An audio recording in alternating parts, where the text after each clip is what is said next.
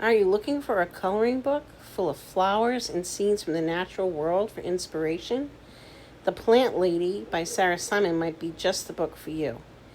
And by the way, this is 100% human drawn, no AI. This coloring book is from 2019, and I was lucky to discover it on Amazon.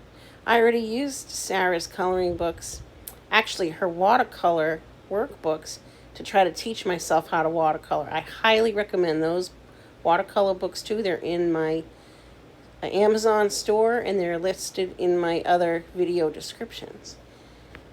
Sarah calls her favorite illustrated character Florence, the plant lady. And on some of these pages, you can actually see a woman who could be you, could be your best friend. It's supposed to represent any woman.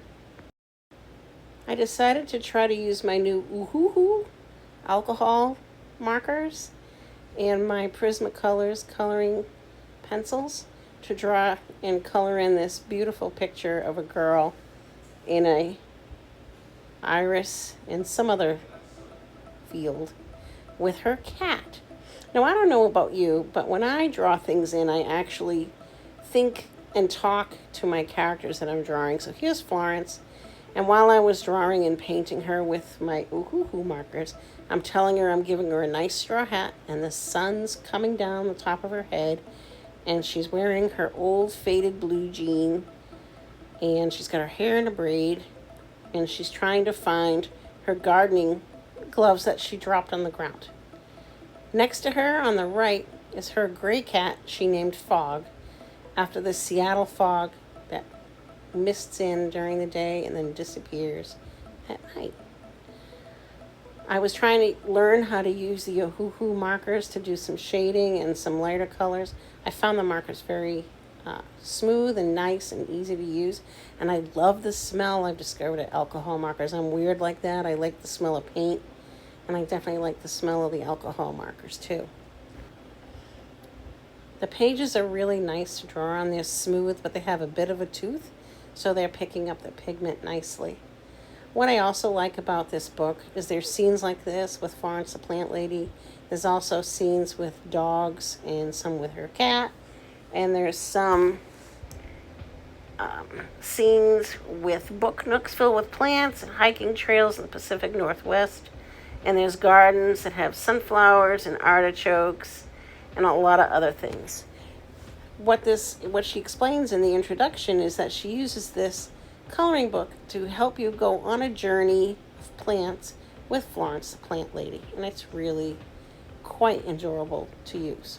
You can see that the markers did go through the page and kind of ruined the page behind it. I do wish this coloring book had one page and for coloring on, and then the back of it was no design, but that's not the way it was. That's okay.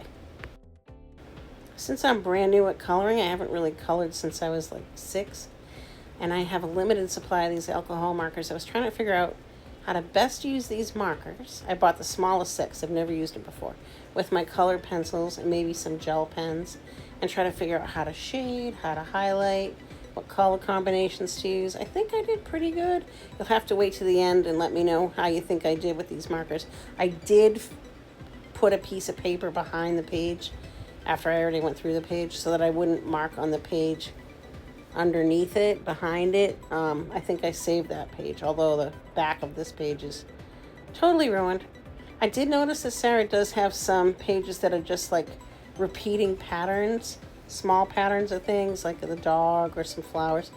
And she also has a page that I'm going to do next, which is crystals. And I've never painted or tried to paint in crystals before, and I'm wondering if I would be able to use my metallic watercolors on this or if it'll go through the page. I'll have to find out. I have a couple questions for you guys that are more experienced colorists, I guess, than I am. I guess you use the markers first to lay down the initial large areas of color, and then you go in with your colored pencils to add the details. I was just curious if it's the same way, if you do the markers first and then the gel pens and then the color pencils, or do you do the color pencils and then the gel pens up, but that doesn't make any sense. And when you have a big page like this with a lot of details, do you do stuff in the background? I didn't, because I wasn't sure if that was going to wreck the vibe of the whole picture. But I tended to use the colored markers, the markers for the big areas that look more like fabric or like plastic on her boots or like straw on her hat. But then her skin, I wanted to use the colored pencils because it's more texture. And I figured that I could get more different kinds of colors in her skin. Although this is the beginning of the spring when I did this, so she doesn't have a tan yet. I'm using the color pencils to add some texture and some depth on top of the colored markers that I used, and I was wondering if that's what you guys do. Then to add a different, because I don't have light blue color markers, I used the light blue colored pencil. I also used a metallic colored pencil for the straps, the clips that hold her pants up. I was also wondering if you guys struggle with figuring out what colors you want to use and what color combinations you use. I actually looked in a color wheel to try to figure out what went with what, but that's all part of being a beginner. I'm trying to figure out all this stuff, which is why I love this coloring book, because I feel like I can experiment with different mediums and different color combinations, and if it comes out like crap, the only person that's going to see it is me.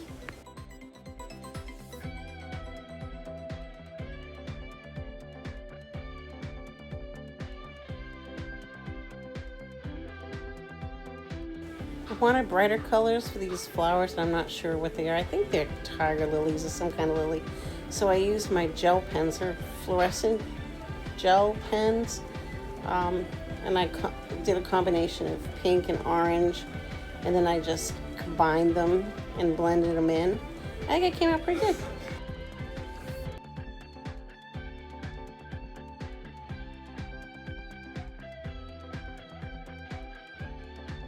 I decided to make Smog a nice silvery kitty.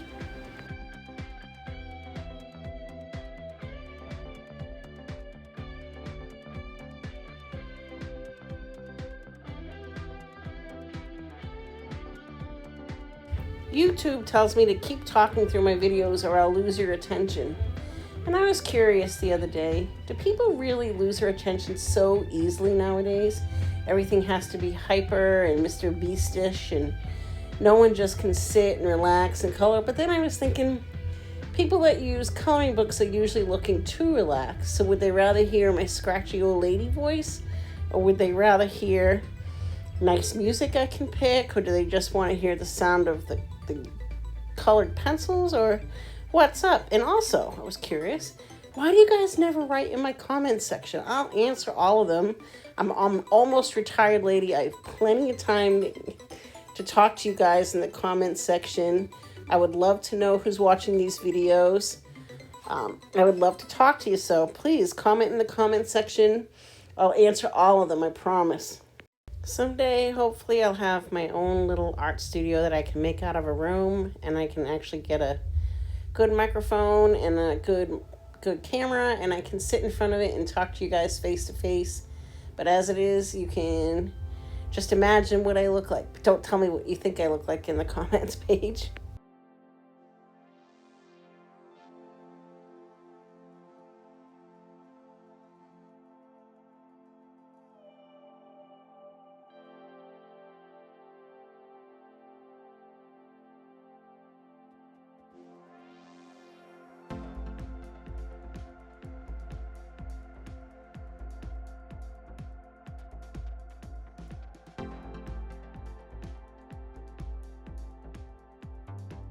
This is where she lost her gardening gloves. It's also where I made a mistake and tried to use white gouache paint to cover it up. And it kind of worked and it kind of didn't because the paint kind of was too opaque. But anyway, now I'm doing details with my India ink, which I love to use. I usually use an ink and wash when I do watercolor a lot. But I find that the ink helps bring back some of the lines that I lost when I covered over things by mistake.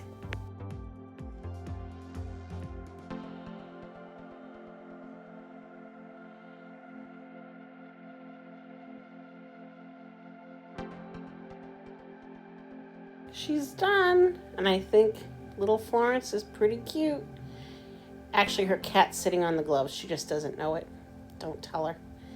Anyway, hope you enjoyed my coloring journey with The Plant Lady by Sarah Simon. Please check it out in my description, and it's in my Amazon storefront. Check out my channel for more art journeys.